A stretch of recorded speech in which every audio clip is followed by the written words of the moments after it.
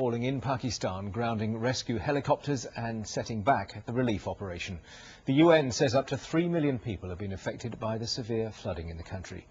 The worst affected area is the northwest frontier province, along with the province of Punjab, both of which are expecting more rain over the next few days.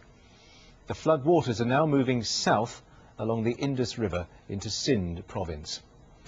Well, there are serious concerns about the spread of disease, especially in Nowshera, where hundreds of dead animals are lying on the ground. And from there, Ali Makboul reports.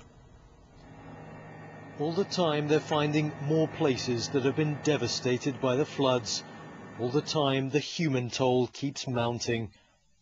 Those who've survived the deadliest rains in living memory here are sheltering anywhere they can. Schools that are still standing have turned into makeshift relief camps, but people have come here with nothing, and their needs are huge. The government has not made good arrangements for those affected. Here we don't have food, we're bundled up in these small rooms. 5 to 6 families are living in one room. There is hardly any space to sleep. Some aid is being distributed, but with well over 3 million people affected, many of whom are now totally dependent on charity, there are vast numbers that aren't being reached. And here, as in areas right across the flood-affected belt, serious concerns about the spread of disease are rising. There are animals that have been lying dead for 3 or 4 days. The smell's terrible. We're trying to keep our children away. The army says the priority is still to get to those it hasn't yet reached at all. The biggest threat, though, remains the weather. Well, just as the army says it was starting to make headway in its relief operations, the thing that nobody wanted has happened.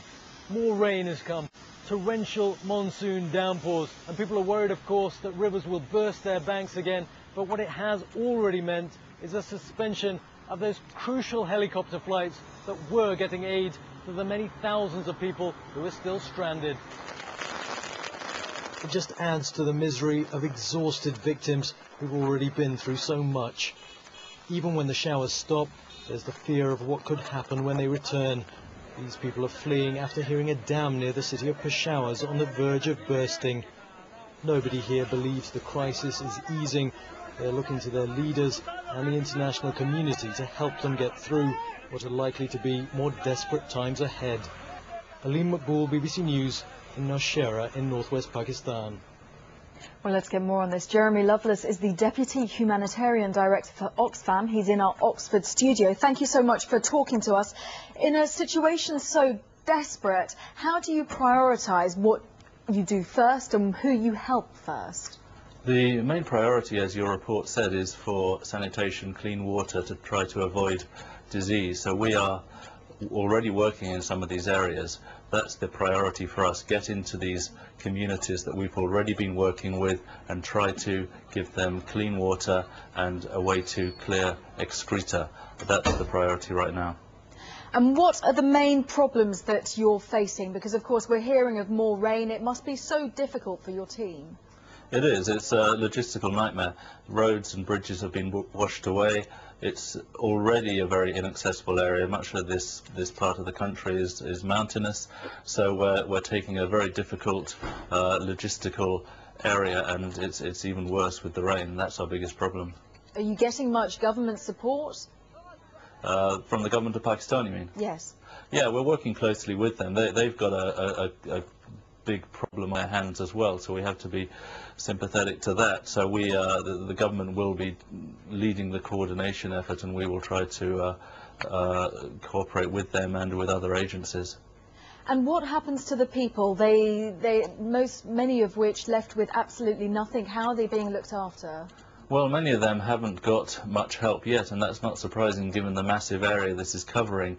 Where help is getting through, as I say, we are bringing clean water in by tanker. We're also rehabilitating water supplies. Other agencies are doing similar things through providing emergency shelter and so on. But at this stage of the emergency, when it's just a few days since the disaster began, we have to face it. There's a lot of people who are not receiving help yet. Hopefully that will improve in the coming days. And what concerns do you have over security in the area?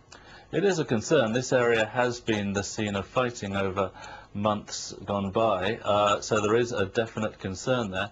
We monitor the situation very carefully. We have good local partners there we work with. So far, so good, but we have to be very careful. OK, Jeremy Loveless from Oxfam, thank you. David Cameron has been defending the coalition government